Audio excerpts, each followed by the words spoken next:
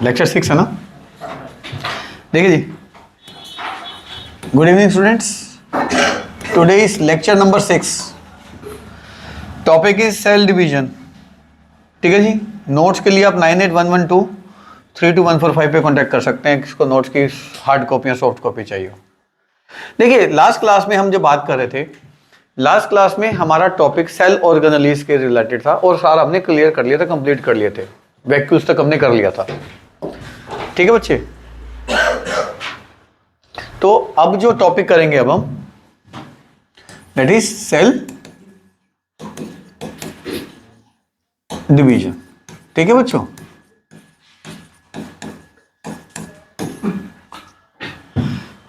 देखिए, सबसे पहली बात आती है, ये सेल डिवीजन है क्या।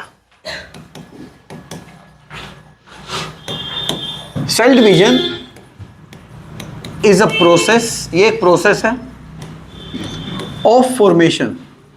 फॉर्मेशन की, किसकी फॉर्मेशन होगी? Of new sales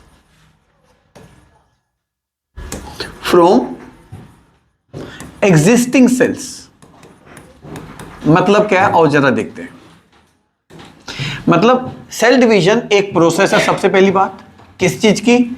formation of new cell, नए सेल बनाने की प्रोसेस को सेल डिवीजन कहते हैं।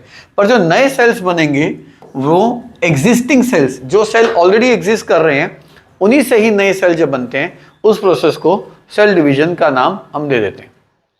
ये बात तो आप जानते ही हैं कि जैसे हमने फर्स्ट लेक्चर में पढ़ा था, शेल्डन श्वान ने सेल थ्योरी दी थी, फिर बाद में उसको रिफॉर्म किया था वर्चाउ ने, ये कह के कि भी जो सेल्स होते हैं वो प्री एग्जिस्टिंग सेल्स ही एग्जिस्ट करते हैं।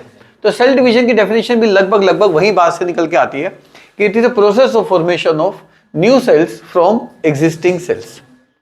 पर अब यहां पे एक सवाल आता है कि ये जो सेल डिवीजन है,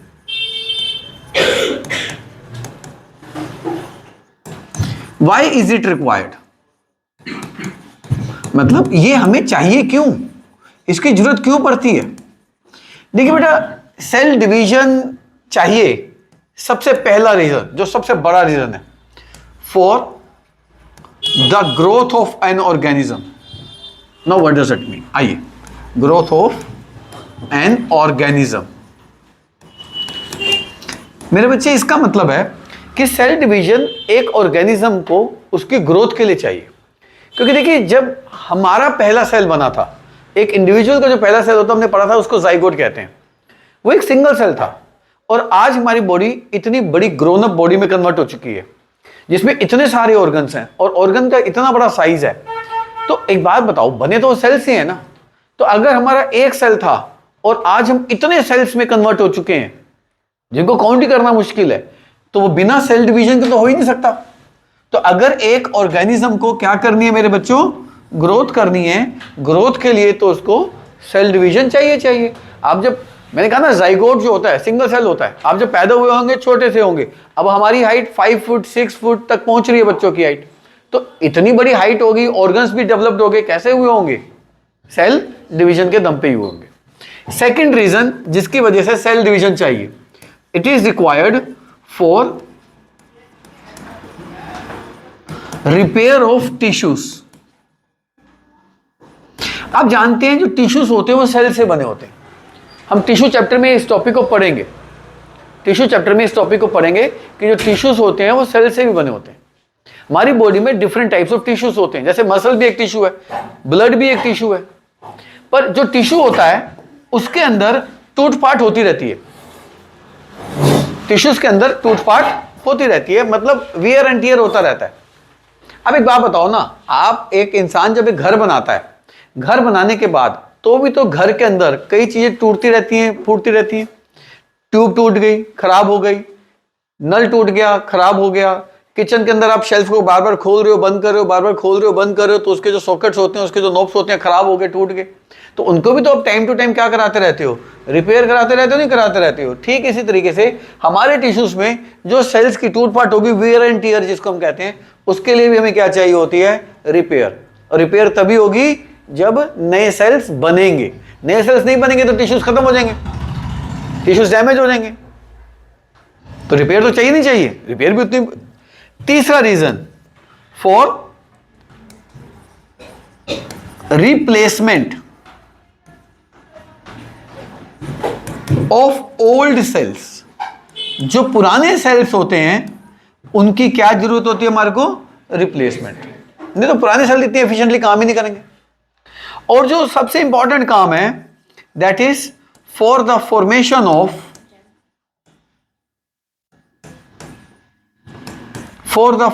ऑफ गैमेट्स। ये बहुत इंपॉर्टेंट काम है जो सेल डिवीजन के थ्रू होता है, क्योंकि जब गैमेट्स होते हैं, आपने गैमेट्स के बारे में पढ़ा है, मेरे बच्चे गैमेट्स जो होते हैं, मैं थोड़ा गैमेट्स का आपको आइडिया दे रहा हूं, पर अगर आपको क्वेश्चन आए कि सेल डिवीजन क्या होता है and why is it required, तो 4 पॉइंट लिख देना, इसलिए चाहिए सेल डिवीजन। पर गैमेट्स को थोड़ा सा और एक्सप्लेन कर रहा हूं, हालांकि गैमेट्स के बारे में पहले भी डिस्कशन कर चुके हैं स्टार्टिंग की क्लासेस में। देखिए बच्चे, जो गैमेट्स होते हैं ये दो तरीके के होते हैं। एक होता है मेल गैमेट, एक होता है फीमेल गैमेट। इसको मेल जर्म सेल भी कहते हैं, इसको फीमेल जर्म सेल भी कहते हैं। इसको मेल ह्यूमन बॉडी के अंदर इसको स्पर्म सेल भी कहते हैं और इसको एग सेल भी कहते हैं, या ओवम या ओवा भी कहते हैं। मेरे बच्चे, जो स्पर्म सेल्स होते हैं, स्पर्म सेल्स मैंने आपको बताया था मेल के अंदर 22 क्रोमोसोम प्लस एक्स होता है, या क्या होता है 22 प्लस वाई होता है। तो ये जो सेल बनेंगे, ये सेल बनेंगे तब जब सेल डिवीजन होगा। सेल डिवीजन नहीं होगा तो सेल ही नहीं बनेंगे। अब जैसे फीमेल में जो एक्स सेल होता है उसके अंदर 22 क्रोमोसोम्स, पेयर नहीं, क्रोमोसोम ही 22 होते हैं, प्लस उसके अंदर क्या होता है? एक्स होता है। तो मान लो ये एक स्पर्म सेल है, स्पर्म सेल के अंदर 22 क्रोमोसोम होंगे प्लस एक एक्स क्रोमोसोम होगा। आप जानते हैं एक्स और वाई क्रोमोसोम को सेक्स क्रोमोसोम कहते हैं, क्योंकि ये ह्यूमंस में सेक्स को प्रिडिक्ट करते हैं कि मेल होगा फीमेल होगा। मान लो ये स्पर्म सेल है जिसके अंदर 22 क्रोमोसोम प्लस एक्स है, और ये एक एक्स सेल है, this is an X cell. और एक्स सेल के अंदर कितने क्रोमोसोम हुए? 22 क्रोमोसोम प्लस एक्स ही होगा। तो जब ये दोनों फ्यूज करेंगे मेरे बच्चे, फ्यूज करना, जब ये मिलेंगे और जब फ्यूज करते हैं उस प्रोसेस को हम कहते हैं, मैंने पहले भी बताया था, फर्टिलाइजेशन। यानी कि जब फर्टिलाइजेशन होगा तो एक नया सेल बनेगा जिसको हम क्या कहते हैं? जाइगोट। जाइगोट। अब बताओ जाइगोट में कितने क्रोमोसोम्स हो जाएंगे? 22 प्लस 22 44। अगर एक्स और एक्स स्ट्राइक कर जाएगा तो एक्स एक्स बन जाएगा, तो ये फीमेल बॉडी बनेगी। और अगर यही 22 क्रोमोसोम प्लस वाई वाला होता, ये तो स्पर्म सेल है, स्पर्म सेल में तो एक्स भी हो सकता है वाई भी हो सकता है, और जो एक्स सेल होगा उसमें हमेशा क्या होगा? 22 प्लस एक्स ही होगा। और जब ये दोनों फ्यूज करेंगे, यानी कि जब फर्टिलाइजेशन होगी इन दोनों की, तो एक जाइगोट बनेगा। जाइगोट यानी कि पहला सेल जो बनेगा, तो उसमें कितने होंगे? 22 plus 22 44 chromosome, X and Y, X Y, तो ये मेल की बॉडी बन जाएगी। तो ये जो मेल गैमेट होते हैं या जो फीमेल गैमेट होते हैं, ये भी किसकी मदद से बनते हैं? ये भी सेल डिवीजन की वजह से बनते हैं। और एक बात सोचो, जब ये और ये फ्यूज करे तब जाइगोट बना, यानी कि तब एक इंडिविजुअल बना, चाहे मेल बना चाहे फीमेल बना। तो जो भी इंडिविजुअल बना उस प्रोसेस को हम क्या कहते हैं? रीप्रोडक्शन। मतलब री मतलब दोबारा, जैसे होता नहीं बच्चा फेल होता है उसका रीटेस्ट होता है। री मतलब दोबारा, प्रोड्यूस होना, दोबारा प्रोड्यूस होना एक नए ऑर्गेनिज्म को एग्जिस्टिंग ऑर्गेनिज्म से, उस प्रोसेस को हम क्या कहते हैं? रिप्रोडक्शन। तो आप सोचो, अगर ये गैमेट सेल ना बने, चाहे मेल गैमेट ना बने फीमेल गैमेट ना बने, अगर ये ना हो तो फिर रिप्रोडक्शन की प्रोसेस ही खत्म हो जाएगी। रिप्रोडक्शन की प्रोसेस खत्म हो जाएगी तो इवोल्यूशन ही नहीं होगा, स्पीशीज इवॉल्व ही नहीं करेंगी, generation to generation character transfer ही नहीं होंगे, स्पीशीज खत्म हो जाएंगी, एक्सटिंक्ट कर जाएंगी। तो ये प्रोसेस हो सके तभी तो हमारे को क्या चाहिए? Cell division. तो सेल डिवीजन के 3 मेजर काम तो हो गए, ग्रोथ, रिपेयर एंड रिप्लेसमेंट। और जो सबसे अहम काम है जो किसको कंट्रोल करता है? रिप्रोडक्शन को, वो है फॉर्मेशन ऑफ गैमेट्स। तो गैमेट्स के बारे में थोड़ा सा मैंने रिवाइज करवा दिया, इसके बारे में पहले भी जिक्र कर चुके हैं, तो इसलिए मैं इसकी डिटेल में अब ज्यादा नहीं जा रहा, अगर आपको याद हो तो। अब जो सेल डिवीजन होता है ये मेजरली 2 कैटेगरी में बटा हुआ है। एक है माइटोसिस और एक है मियोसिस।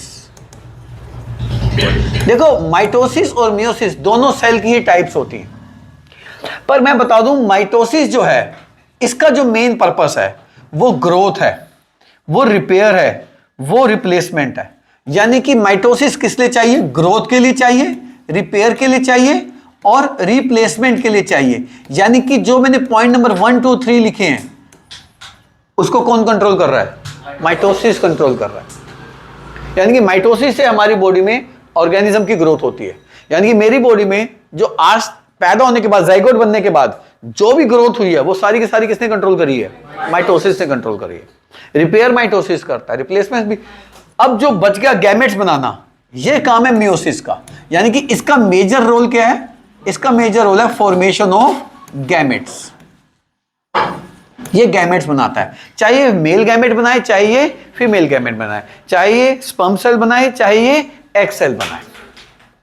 तो ये भी आपको याद होना चाहिए कि माइटोसिस क्या करता है और मियोसिस क्या करता है। आओ शुरू करते हैं, पहले माइटोसिस फिर मियोसिस। आइए हम पहले बात करेंगे माइटोसिस की।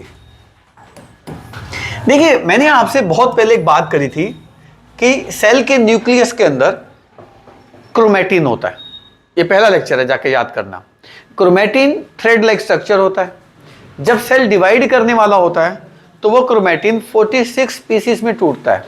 हर एक पीस को क्रोमोसोम कहते हैं। यानी कि 46 क्रोमोसोम होते हैं, उसमें से 22 पेयर मतलब 44 क्रोमोसोम्स ऑटोसोमल क्रोमोसोम्स होते हैं जो हमारे जनरल कैरेक्टर को कंट्रोल करते हैं। वीडियो पॉज करना। जो हमारे जनरल कैरेक्टर को कंट्रोल करते हैं। हाँ जी बच्चों, तो मैंने आपको बताया था कि जो सेल होता है, सेल के अंदर क्रोमोसोम्स 46 क्रोमोसोम, उसमें से 22 पेयर ऑटोसोमल, 22 पेयर मतलब 44 क्रोमोसोम्स जनरल कैरेक्टर को डिसाइड करते हैं। और एक पेयर मतलब 2 सेक्स क्रोमोसोम्स होते हैं। मेल की बॉडी में XY, फीमेल की बॉडी में XX होता है। ये हम पहले भी डिस्कस कर चुके हैं। अब ये एक सेल है, सेल के अंदर मान लो ये एक क्रोमोसोम है। मैंने आपको बताया था क्रोमोसोम पेयर में होते हैं। ये एक पेयर है, यानी कि कितने क्रोमोसोम हैं? ये 2 क्रोमोसोम है। ठीक है, ये 2 क्रोमोसोम है। जैसे ये देखिए, ये कितने क्रोमोसोम है? 2। एक पेयर यानी कि 2 क्रोमोसोम। तो ये 2 पेयर हो गए, तो इसको हम कहते हैं डिप्लॉयड। 2 पेयर वाला, 2 पेयर होगा ना, एक पेयर 2 पेयर, तो इसको कौन सा सेल कहेंगे? Diploid cell. सेल सबसे पहले तैयारी करता है। जैसे आपके एग्जाम आते हैं, आप तैयारी करनी शुरू कर देते हैं ना, इस तैयारी को कहते हैं इंटरफेस। क्या कहते हैं इसको? इंटरफेस। सेल तैयारी कर रहा है, किसकी तैयारी कर रहा है? डिवाइड होने की तैयारी कर रहा है। आपको याद होगा मैंने आपको बताया था कि न्यूक्लियस के अंदर क्रोमैटिन होता है। क्रोमैटिन क्रोमोसोम्स में टूट जाता है। क्रोमोसोम के अंदर क्या होता है बताया था? डीएनए एंड प्रोटीन होता है। जो डीएनए होता है ना मेरे बच्चे, डीएनए ऐसा होता है, डबल हेलिकल स्ट्रक्चर होता है डीएनए का, ऐसा। यानी कि वो न्यूक्लिक एसिड जिसकी शुगर डीऑक्सीराइबोस हो, डीऑक्सीराइबोस शुगर हो जिसके अंदर, उस न्यूक्लिक एसिड को डीएनए कहते हैं। डीएनए में एक न्यूक्लिक एसिड, ये न्यूक्लिक एसिड की चेन है, ये न्यूक्लिक एसिड की चेन है। ये न्यूक्लिक एसिड की चेन एक और न्यूक्लिक एसिड की चेन के साथ ऐसे ट्विस्टेड फॉर्म में चल रही होती है, टच नहीं कर रही होती, ऐसे होती है, टच नहीं कर रही होती, ऐसे स्पाइरल शेप में चल रही होती है। तो ये एक डीएनए होता है मेरे बच्चे। पर जब एक डीएनए से डीएनए बनता है, तो एक डीएनए से 2 डीएनए बनते हैं। जैसे ये एक डीएनए देख रहे हो, ये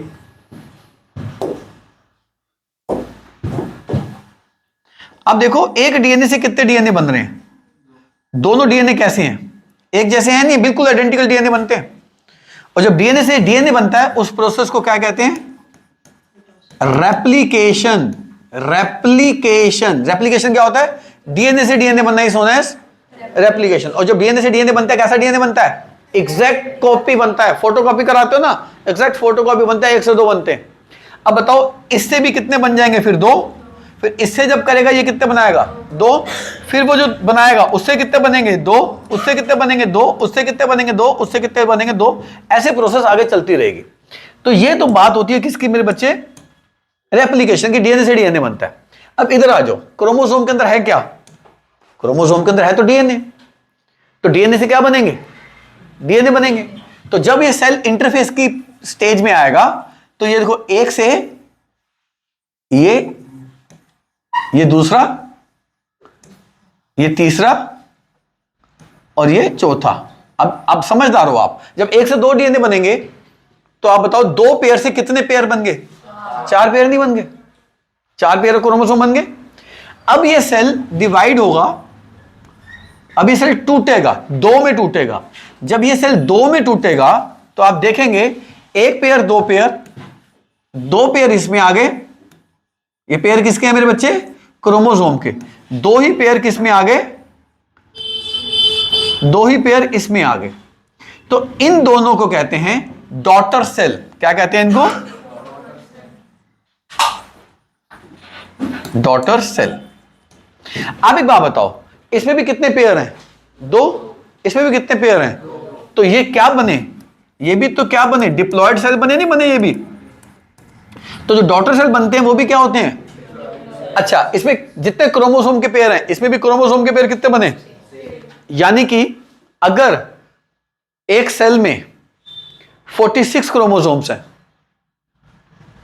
46 क्रोमोसोम मतलब 23 पेयर्स हैं, 23 पेयर्स का मतलब 22 पेयर ऑटोसोमल और 1 पेयर सेक्स क्रोमोसोम, टोटल 46 हो गए।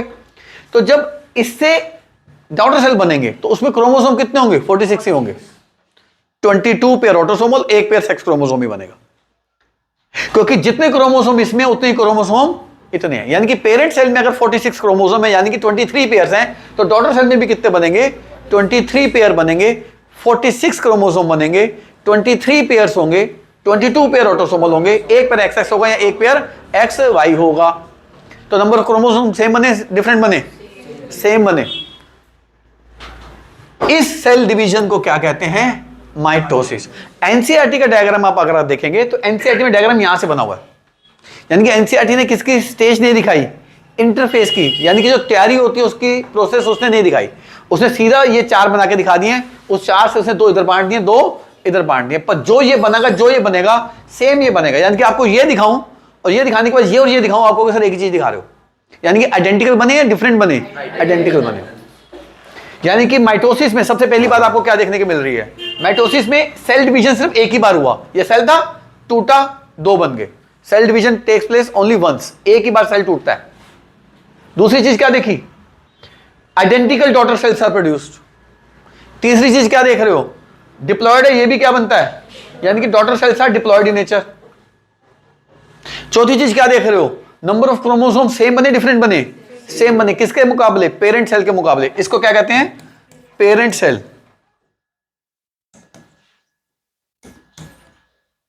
समझ में आ रही बात जी। चौथी चीज, ये जो माइटोसिस है ये मेजरली किसके लिए चाहिए होता है, ग्रोथ और रिपेयर ऑफ टिश्यू के लिए चाहिए होता है। तो ये पॉइंट लिख देंगे किसके बारे में, माइटोसिस के बारे में। समझ में आ गई बात, कितनी आसान बातें। तो अभी मैं जब डिफरेंस कराऊंगा तब लिख दूंगा। अब माइटोसिस समझ में आ गया बच्चे आपको। और एनसीईआरटी की क्या कंफ्यूजन है, एनसीईआरटी में यहां से समझाया, इससे आगे उसे नहीं समझाया, इससे पहले का नहीं समझाया, इंटरफेस नहीं बताया उसमें। शुरू करते हैं क्या, अब आ जाओ। मियोसिस पढ़ते हैं। मियोसिस में क्या होता है, ये सेल है, ये सेल आप देख सकते हैं, ये 1 पेयर, ये 2 पेयर। कौन सा सेल बनाया मेरे बच्चों, डिप्लॉयड सेल बनाया। इस सेल को क्या कहते हैं, पेरेंट सेल। सबसे पहले क्या होगा, इंटरफेस होगा। इंटरफेस किसको कहते हैं, सेल जब तैयारी करता है, जब इंटरफेस होगा तो आप बताओ 2 से कितने बन जाएंगे, 4, 1 2, क्योंकि डीएनए से क्या बनता है, डीएनए, और डीएनए से जो डीएनए बनता है वो कैसा बनता है, एक जैसा भी बना के दिखाया था। ये कितने बन गए, 4 बन गए। जब ये 4 बनते हैं तो इसमें सबसे पहली स्टेज होती है मियोसिस 1, मियोसिस 1, यानी कि माइटोसिस एक ही बार सेल डिवाइड होता है, मियोसिस में सेल 2 बार डिवाइड होता है, उसको कहते हैं मियोसिस 1, मियोसिस 2। और मियोसिस 1 देखते हैं क्या होता है। मियोसिस 1 में सेल डिवाइड हो गया,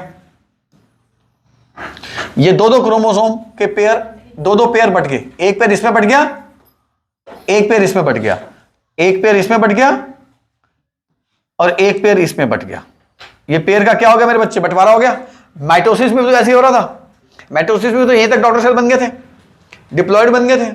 मैं काम करता हूं, इसको ना एक को कलर कर देता हूं, ये कलर कर देता हूं, इसको जल्दी समझ में आएगा आपको। ये एक इसको कलर कर देता हूं, ऐसे एक इसको कलर कर देता हूं,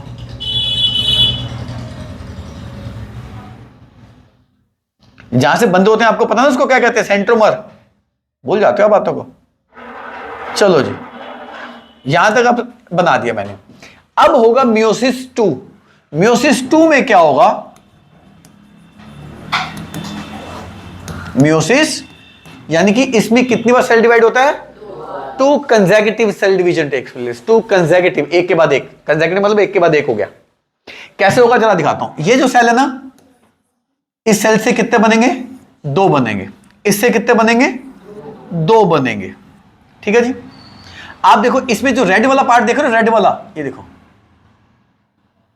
ये रेड वाला पार्ट देख रहे हो, एक तो रेड वाला पार्ट इसके अंदर आ जाएगा और इसका ये व्हाइट वाला देख रहे हो, ये व्हाइट वाला आ जाएगा। ऐसे इसका ये व्हाइट वाला देख रहे हो और इसका एक जो रेड वाला बच गया, ये ऐसे बट जाएंगे क्रोमोसोम। समझ में आ रहा है कैसे बट रहे हैं? अब इसमें क्या होगा? जैसे रेड वाला देख रहे हो,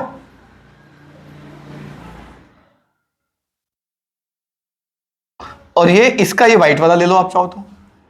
ऐसे इसका व्हाइट वाला, पहले वाले का व्हाइट वाला बच गया, दूसरे वाले का क्या ले लो आप? रेड वाला ले लो। ये क्या बन गए? ये डॉटर सेल्स बन गए। अब बताना कितने डॉटर सेल्स बने मेरे बच्चों? 4। 4 डॉटर सेल्स बने। अच्छा, इसमें 2 पेयर थे, इसमें सिर्फ एक ही पेयर बच गया। इसको हम कहते हैं हैप्लॉइड। क्या कहते हैं? Haploid cells. अच्छा, दूसरी बात, क्या ये सेल और ये सेल एक जैसा है? क्या ये सेल और ये सेल एक जैसा है?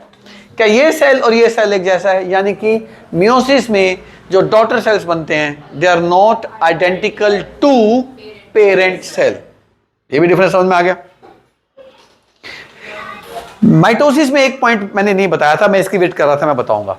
माइटोसिस में एक सेल से, दिखाता हूं, माइटोसिस में एक सेल से 2 बनते हैं, और मियोसिस में आपको क्या लग रहा है? एक सेल से कितने बन रहे हैं? एक सेल से 4 बन रहे हैं। ये भी एक डिफरेंस हो गया। एक डिफरेंस ये बन गया कि number of chromosomes are not same as that of number of chromosome present in parent cell. और इसका जो मेजर रोल है, उसका मेजर रोल क्या था माइटोसिस का? Growth and repair of tissues के लिए। इसका जो मेजर रोल है वो फॉर्मेशन ऑफ गैमेट्स है, चाहे वो मेल के गैमेट्स बने चाहे वो फीमेल गैमेट्स बने। अब मैं आपको लॉजिक बताता हूं क्यों इसमें क्रोमोसोम्स का आधा होना जरूरी है, क्यों इसका आधा होना जरूरी है, वो मैं आपको लॉजिक देता हूं। ये लॉजिक जरूरी है, लॉजिक नहीं समझोगे तो आपको ये रटना पड़ेगा। लॉजिक देखो, ये आधे क्यों हुए? आधे नहीं होते तो दिक्कत हो जाती। क्यों दिक्कत होती मैं आपको बताता हूं। मान लो मेल बॉडी है, मेल बॉडी में ये माइटोसिस हो रहा है, माइटोसिस हो रहा है, इसमें भी 22 पेयर प्लस एक पेयर सेक्स क्रोमोसोम का। तो इसमें भी कितने बन रहे हैं? 22 पेयर प्लस एक पेयर किसका? सेक्स क्रोमोसोम का, यानी कि 46 क्रोमोसोम बन रहे हैं इसके अंदर भी। पर एक बात देखो, ये बन गया, मान लो इसको स्पर्म सेल मान लो, दीस आर स्पर्म सेल्स। अगर ये स्पर्म सेल्स हैं और अगर ये एग्जैक्ट इतने ही होते जितने पेरेंट सेल से बने हैं, अगर ये इतने ही होते, तो अगर सोचो, अगर ये अगर छोटा होता तो मैं इसको छोटा करने की कोशिश करता हूं।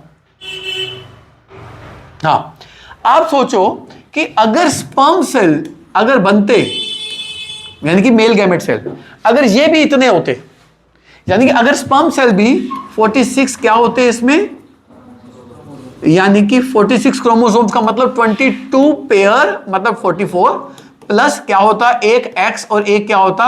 वाई होता। मान लो ये स्पर्म सेल ऐसे बन जाता, हैप्लॉइड ना होता, आधे ना होते, मेरी बात समझ में आ रही है? और मान लो जो एग सेल बना फीमेल के अंदर, आपको पता ना फीमेल के अंदर सबसे बड़ा सेल कौन सा होता है? एग सेल सबसे बड़ा सेल होता है। मैंने सेल की इंट्रोडक्शन में कराया था, इसका बड़ा होना क्यों जरूरी होता है? क्योंकि इसको आगे किसने हीट करना होता है? स्पर्म सेल ने। तो उसकी प्रोबेबिलिटी बढ़ जाती है बड़ा होने से। ये जो एग सेल होता है, अगर मान लो ये भी हैप्लॉइड ना होता, मतलब हैप्लॉइड ना होता मतलब ये भी डिप्लॉइड होता, मतलब इसमें भी नंबर ऑफ क्रोमोसोम कितने होते हैं? Same as that of parent body. Parent body मतलब जो फीमेल की बॉडी होती है। तो फिर इसमें कितने होते? इसमें भी 22 पेयर क्रोमोसोम, मतलब 44 क्रोमोसोम्स प्लस क्या होता? एक्स और एक्स होता। तो सोचो जब ये फ्यूज करते, और बताओ फ्यूज करने की प्रोसेस को क्या कहते हैं? फर्टिलाइजेशन। तो जब फर्टिलाइजेशन होता तो फिर जो जाइगोट बनता, 22 पेयर प्लस 22 पेयर कितने पेयर हो जाते? 44 पेयर हो जाते, plus X Y X X हो जाता। ये तो कोई इंडिविजुअली नहीं है, ये तो कुछ और ही चीज बन जाती। मेरी बात समझ में आ रही है? तो आप बताओ क्या इनका डिप्लॉयड होने से क्या फर्टिलाइजेशन प्रोसेस हो पाती? क्योंकि रिप्रोडक्शन क्या होता है? जो न्यू ऑर्गेनिज्म को रिप्रोड्यूस करें एग्जैक्ट सेम चीज जो एग्जिस्ट कर रही है, मतलब इंसान से इंसान ही बनेगा भैया, ये तो कुछ और ही बन गया। 44 मतलब 88 क्रोमोसोम हो गए, 4 ये हो गए। समझ में आ रही बात? इतने क्रोमोसोम को कैसे संभालेगी बॉडी? तो दिक्कत नहीं हो जाएगी। अब आओ, ये तो हो नहीं सकता था, ये तो आप समझ गए। अब मानते हैं ये स्पर्म सेल्स हैं, ये मेल की बॉडी के अंदर बन रहे हैं, यानी कि आधे हो गए। आधे होने का मतलब क्या है? आधे होने का मतलब क्या है? 46 क्रोमोसोम की बजाय कितने क्रोमोसोम हो गए? सिर्फ 23 क्रोमोसोम हो गए। इन 23 क्रोमोसोम में 22 क्रोमोसोम लिख रहा हूं, पेयर नहीं है, ऑटोसोमल क्रोमोसोम हो गए। प्लस यहां ये एक्स होगा इसके अंदर, यहां इसके अंदर क्या होगा? 22 क्रोमोसोम प्लस वाई होगा इसके अंदर। और जो फीमेल होगी उसके अंदर जो एक्सेल बनेगा उसके अंदर 22 पेयर नहीं होंगे, सिर्फ 22 क्रोमोसोम्स होंगे। और एक क्या होगा? एक्स होगा। अब बताओ हैप्लॉइड नहीं हो गया ये? 46 क्रोमोसोम से कितने क्रोमोसोम रह गए? 22 और 1 23, आधे नहीं रह गए। तो डिप्लॉइड बना हैप्लॉइड बना? सेम बना या आधे बने? आधे बने। तो जब ये फ्यूज करेंगे तभी तो एक जाइगोट बनेगा जिसके अंदर 22 प्लस 22 44 क्रोमोसोम, यानी कि मैं सीधा लिख दूं 22 pair plus x and x होगा या एक्स एंड वाई होगा। वो डिपेंड करता है कि कौन सा स्पर्म सेल हिट करता है। तो खैर 10th क्लास का क्वेश्चन है, आपको मैंने अभी बता दिया कि मेल बॉडी और फीमेल बॉडी को डिसाइड करने में who is responsible? Male body और female body? Male body. Female के पास तो है ही एक्स, और मेल के पास मेल के पास एक्स भी और वाई भी है। तो अगर ये हिट करेगा तो एक्स एक्स हो जाएगा, फीमेल बॉडी बनेगी। ये हिट करेगा तो मेल बॉडी बनेगी। तो मेल और फीमेल का जेंडर डिसाइड करने के लिए who is responsible? Male body is responsible. ये 10th क्लास का क्वेश्चन है, आप 9th में ही कर लो इसको। तो समझ आ गई बात जी? मियोसिस समझ में आ गया? क्या अब इनके डिफरेंस पढ़ लें सीधा? अब तो डिफरेंस ही रह गए, अब तो आसान टॉपिक हो गया। आओ जो डिफरेंस करते हैं, आओ जो इधर लिख देते हैं माइटोसिस, उधर वीडियो में आ रहा ना पूरा, इधर लिख देते हैं मियोसिस। सबसे पहला नहीं, माइटोसिस में सेल केवल एक ही बार डिवाइड कर रहा है। In mitosis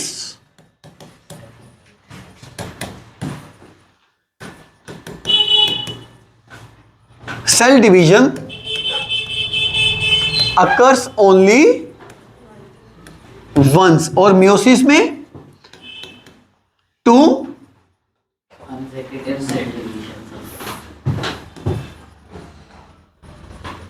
consecutive cell division occurs, that is meiosis 1 and meiosis 2। अब हम देखेंगे कि माइटोसिस में डॉटर सेल कैसे थे? एग्जैक्ट सेम थे। तो identical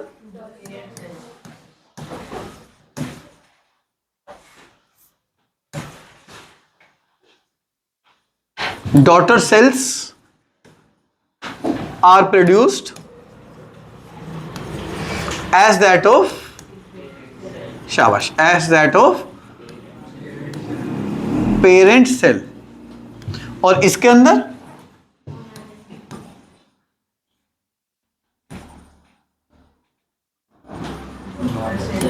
daughter cells produced are not identical to, शाबाश, पेरेंट सेल. और हमने देखा इसके अंदर जो डॉटर सेल बने थे वो डिप्लॉयड थे, हैप्लॉयड थे? Diploid cells are produced in mitosis,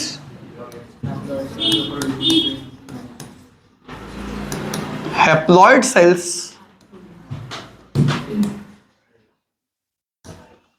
are produced in meiosis. पूरी लाइन लिख देना, are produced in meiosis. Difference पूरा तरीके से लिख के आया for example. Number of chromosomes, अच्छा हाँ, इसमें एक से कितने बने थे? 2. उसमें एक से कितने बन रहे हैं? 4. यानी कि 2 डॉटर सेल्स. मैं डॉटर सेल्स को ऐसे लिख रहा हूं, अब पूरा लिखना, एग्जाम में ऐसे लिख नहीं सकते हो आप. 2 डॉटर सेल्स आर प्रोड्यूस्ड किससे? From 1 parent cell. और इसमें मेरे बच्चे 4 डॉटर सेल्स आर, शाबाश, from 1 parent cell.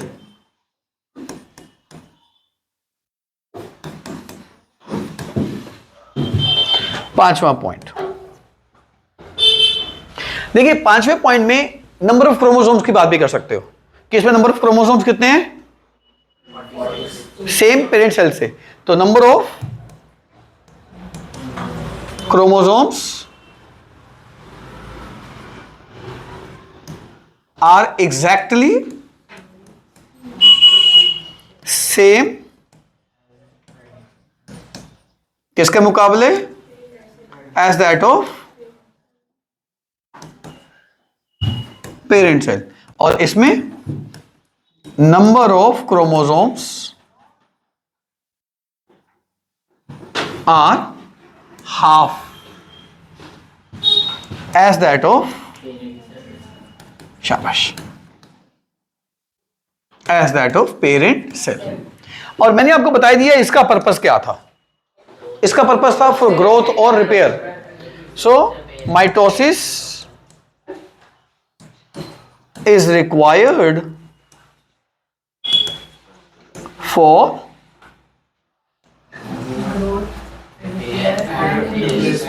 growth and repair of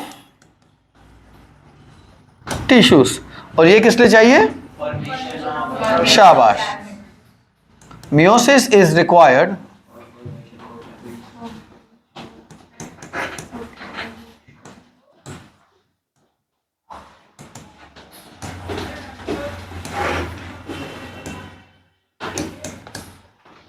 for the formation of gametes. चाहे मेल गैमेट हो चाहे वो फीमेल गैमेट हो. मेल गैमेट को क्या कहते हैं? Sperm cell. और फीमेल गैमेट को एग सेल, ओवा, ओवम, कुछ भी आप कह लो. 10th क्लास में इसको डिटेल में आपने पढ़ना है. तो ये आपका माइटोसिस और म्यूसिस का कंप्लीट टॉपिक हो गया. एनसीईआरटी में जो डायग्राम है मैं आपको फिर बता देता हूं मेरे बच्चों. कंफ्यूजन हो सकती है आपको, कंफ्यूजन ना हो तो मैं आपको क्लियर कर देता हूं कि एनसीईआरटी का जो डायग्राम है वो यहां से बनाया हुआ है. ठीक है, यहां से पहले ये बनाना है, फिर मियोसिस 1 मियोसिस 2 करना है. और माइटोसिस में सिर्फ कहां पे रोक देना है? सिर्फ यहां से ये रोक देना, बस आइडेंटिकल डॉटर सेल बना देने. समझ में आ गई बात बच्चे? तो यानी कि जब मियोसिस होगा, जैसे ये एक सेल है, मियोसिस से कितने बनेंगे? 1 2 3 4. फिर ये एक कितने बनाएगा? 4. ये कितने बनाएगा? ये कितने बनाएगा, ये कितने, ऐसे चलता रहेगा। समझ आ गई बात जी। और माइटोसिस में एक से, माइटोसिस में ही देखो ये एक है, एक से कितने बने, दो। फिर ये कितने बनाएगा, दो। ये कितने बनाएगा, दो। फिर ये कितने बनाएगा, दो। ये कितने बनाएगा, दो। ये कितने बनाएगा, दो। और ये कितने बनाएगा। ऐसे ग्रोथ होती रहेगी, एक बड़ा इंडिविजुअल क्रिएट हो जाएगा। यहां तक समझ आ गई बात बच्चे मेरी आपको। देखिए एक काम करते हैं, कुछ मल्टीपल चॉइस क्वेश्चंस हम पहले भी कर रहे थे, अब फिर कर लेते हैं। एक काम करना, खैर ये नोट्स हैं, आप जब ये नोट्स पढ़ेंगे तो नोट्स के एंड में माइटोसिस और मियोसिस दे रखा है, मैं आपको दिखा देता हूं, तो आप इसको रीड कर लेना। मैंने माइटोसिस मियोसिस बड़े सिंपल तरीके से बता दिया है, अब आपको इसको रीड करने की जरूरत नहीं है। ये देखिए, अब आप चाहो तो वीडियो पॉज करना, वीडियो पॉज करके चाहो तो इसको पढ़ लेना। एक एक चीज मैंने आपको क्लियर कर दिया, तो अब इसको एक एक रीड नहीं कर रहा मैं इसको बच्चे, जो जो चाहिए था वो मैंने सारा लिख दिया इसी के अंदर। ये देखिए ये रहा सेल डिवीजन।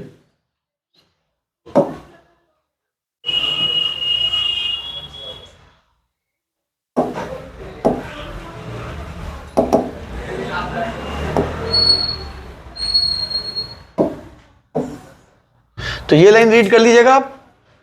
दो तरीके का क्या रखा, माइटोसिस और, एक पहले माइटोसिस एक्सप्लेन किया, बाद में उसने मियोसिस एक्सप्लेन कर दिया। ठीक है, कोई जरूरत नहीं है। अगर नोट्स नहीं है तो आप इस नंबर पे आप मुझको कांटेक्ट कर सकते हैं, नोट्स की पीडीएफ मिल जाएगी, हार्ड कॉपी सॉफ्ट कॉपी जो भी आपको चाहिए सप्लाई हो जाएगी। देखिए अब एक काम करते हैं, एक बार मल्टीपल चॉइस क्वेश्चंस कर लेते हैं जो रह गए थे थोड़े से। आ जाओ। अच्छा एक बात बताओ, अब आप इतना तो समझ ही गए हो, एक चीज आपसे मैं पूछता हूं, जो आप एग्स खाते हैं, अंडे खाते हैं, वो फर्टिलाइज नहीं होते। अगर वो फर्टिलाइज नहीं होते, वो अनफर्टिलाइज होते हैं। यानी कि अब आप बताओ, जो अंडे जो लोग खाते हैं वो हैप्लॉइड सेल खाते हैं, डिप्लॉइड सेल खाते हैं। हैप्लॉइड खाएंगे, फर्टिलाइज होंगे तभी तो डिप्लॉइड बनेंगे। समझ आ गई मेरी बात बच्चे आपको। हाँ, तो जो अंडा होता है ना वो एक सेल है बच्चे, वो एक सेल होता है, जो अंडा होता है एक सेल होता है। तो अगर अंडा एक सेल है तो वो डिप्लॉइड होगा, हैप्लॉइड होगा, वो हैप्लॉइड होगा, क्योंकि वो क्या है, अनफर्टिलाइज्ड, क्योंकि उसको मेल गैमेट मिला ही नहीं है। उसमें कितने क्रोमोसोम्स हैं, आधे। हैप्लॉइड है वो, डिप्लॉइड नहीं है बच्चे। अगर मान लो मेल गैमेट और फीमेल गैमेट फ्यूज कर जाएं तो जो एग बनेगा वो क्या बनेगा, वो डिप्लॉइड बनेगा। वो एग एक नए चिकन में कन्वर्ट हो सकता है, पर जो है ही हैप्लॉइड, जो है ही हैप्लॉइड, क्या वो एक नए ऑर्गेनिज्म में कन्वर्ट हो जाएगा, वो नहीं होगा। उससे न्यू ऑर्गेनिज्म डेवलप नहीं होगा बच्चे, क्योंकि वो क्या होते हैं, अनफर्टिलाइज्ड, मतलब हैप्लॉइड होते हैं, डिप्लॉइड नहीं होते बच्चे। तो एक क्वेश्चन भी था मल्टीपल चॉइस में हमारे पास पहले, कि जो लार्जेस्ट सेल होता है वो क्या होता है। तो लार्जेस्ट सेल ऑस्ट्रिच का था, और अगर लॉन्गेस्ट सेल आए तो नर्व सेल लिखना है। लॉन्गेस्ट सेल आए नर्व सेल, लार्जेस्ट सेल आए ऑस्ट्रिच का सेल। और फीमेल बॉडी में सबसे लार्जेस्ट सेल कौन सा होता है, एक्स सेल होता है। तो 10th क्लास, और उस एक्स सेल को कौन से हार्मोन बनाते हैं मैंने बताया था, प्रोजेस्टेरोन और एस्ट्रोजन का रोल होता है उसको बनाने में और तोड़ने में। आ जाओ, उस एक्स सेल को बनने में 14 दिन लगते हैं, टूटने में भी 14 दिन लगते हैं। ये सारे 10th क्लास में सारे डिटेल में पढ़ाएंगे आपको, अभी इसकी कोई जरूरत नहीं है। आ जाओ, चलिए 29th करते हैं बच्चे।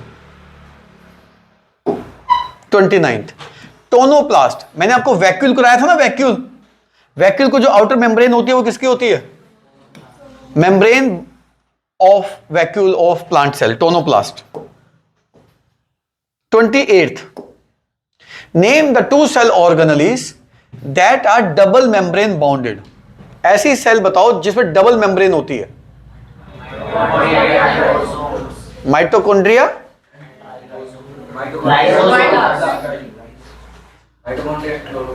Yes, mitochondria and double membrane होते हैं। बहुत सारी मेम्ब्रेन्स होती है उसमें, तो डबल हो। आ जाओ 27th which of the following is not correct. Robert Brown discovered cell, उसने किया था। हाँ नहीं, रॉबर्ट ब्राउन एन लिखा है, न्यूक्लियस किया था, शायद ऐसे याद कराया था, रॉबर्ट ब्राउन के पीछे एन आ रहा है तो nucleus. 26th, the chromosomes are divided into how many types on the basis of position of centromer? Chromosomes कितने में डिवाइड हो जाते हैं?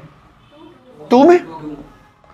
Material of nucleus is stained by basic dye. अब इसमें थोड़ा सा आपको याद करना पड़ेगा मेरे बच्चे, जब हम न्यूक्लियस को देखते हैं ना माइक्रोस्कोप पे, तो उस पर डाई लगानी पड़ती है ताकि दिखे, उस डाई को कहते हैं बेसिक डाई। और अगर आपसे क्वेश्चन आए कि सेल ऑर्गेनेलीज जो होते हैं, न्यूक्लियस जो होता है, उसको देखने के लिए कौन सा स्ट्रेन लगाएंगे, मतलब कौन सा केमिकल लगाएंगे ताकि आपको वो माइक्रोस्कोप में दिख जाए, उसका आंसर है मिथाइलिन ब्लू। कौन सा? मिथाइलिन। आपकी एनसीईआरटी में दे रखा है ये क्वेश्चन, एनसीईआरटी में एक लाइन लिखी हुई है ये, अगर एक लाइन लिखी हुई तो एमसीक्यू में आ सकता है। तो बताओ, अगर आपसे पूछा जाए न्यूक्लियस को या सेल ऑर्गेनेलिस को स्टेन कौन सा लगाएंगे देखने के लिए? Methylene blue. ये डाई होती है, वो जाके उसमें समा जाती है, उसमें भर जाती है, फिर उस डाई को हम माइक्रोस्कोप में देखते हैं। ठीक है बच्चे, तो इस तरीके से आपने करना है, इसको याद कर लेना। मिथाइलिन ब्लू बहुत इंपॉर्टेंट क्वेश्चन है। आ जाओ 24th, the flattened membranous sac present in the stroma of the chloroplast are thylakoids. मैं आपको बताता हूं, ये आपको ये अभी 9th लेवल का नहीं है। थैलेकोइड्स ऐसे होते हैं जैसे आपके पास होता है ना, 1-1 रुपए की आप ढेर लगा देते हैं, ये स्टैक के ऊपर एक लगा देते हैं, इनको क्या कहते हैं? थैलेकोइड्स। अब हाँ जी, तो अभी आपको इसकी कोई जरूरत नहीं है, आगे चलते हैं। 23, the colourless plastid. Colourless, Luca का मतलब ही होता है व्हाइट, और क्रोमो का मतलब क्या होता है? और क्रोमोप्लास्ट में अगर क्लोरोफिल होगा, देखो नाम से देखो ना, क्लोरोप्लास्ट, क्लोरोफिल, ग्रीन पिगमेंट, तो ग्रीन पिगमेंट क्लोरोफिल जिसमें होगा उस क्रोमोप्लास्ट को क्लोरोप्लास्ट कहते हैं। 22, choose the incorrect pair. Incorrect उठाना है आपने, जो ठीक नहीं है। क्लोरोप्लास्ट लाइट को ट्रैप करते हैं, फोटोसिंथेसिस करते हैं ना, बताया था। क्रोमोप्लास्ट इंपार्ट्स कलर, क्रोमो का मतलब ही कलर होता है। ल्यूकोप्लास्ट स्टोर्स न्यूट्रिएंट्स, मैंने ये तो बताया था, लास्ट क्लास में बात तो हुई थी कि जो ल्यूकोप्लास्ट होते हैं ये क्या स्टोर कर रहे होते हैं? प्रोटीन, कार्बोहाइड्रेट्स को स्टोर कर रहे होते हैं। हाँ जी, शुगर, कार्बोहाइड्रेट ही शुगर है एक तरह से। Select the correct matching in the following. Correct matching, जो स्मूथ एंडोप्लाज्मिक रेटिकुलम होता है, क्या वो सिंथेसिस लिपिड का करता है? स्मूथ, यस, यही तो करता है। रफ क्या करता है? प्रोटीन। किसकी मदद से? कौन सा राइबोसोम? शाबाश। Sodium potassium pump represent active transport. देखो सेल के अंदर ना सोडियम और पोटेशियम की मूवमेंट होती है, बैलेंस मूवमेंट होती है। 11th-12th में पढ़ेंगे, इसको एक्टिव ट्रांसपोर्ट कहते हैं, छोड़ सकते हैं इसको भी। With cell organelle connects nuclear envelope with the cell membrane. कह रहे न्यूक्लियस की मेम्ब्रेन के साथ कौन सा सेल ऑर्गेनेल चिपका होता है? Endoplasmic reticulum. फिर एंडोप्लाज्मिक रेटिकुलम से क्या सटा होता है? Golgi apparatus. One of the major cell wall, ये तो छोड़ दो, अभी इसमें जरूरत ही नहीं है, ये सारे करा दिए। प्रोकैरियोटिक करा दिया पहले, शेल्डन वॉल करा दिया, जेनेटिक मटेरियल करा दिया, main difference between animal and plant cell, ये सारे हो चुके हैं बच्चे क्वेश्चंस। ठीक है, ये देखो ये क्वेश्चन आया था उस दिन, लार्जेस्ट सेल एग ऑफ, अगर लॉन्गेस्ट पूछा होता, फीमेल में लार्जेस्ट पूछा होता, ये ध्यान रखना आप। ये तो सारे क्वेश्चन हमने पहले लेक्चर में डिस्कस कर लिए थे बच्चों।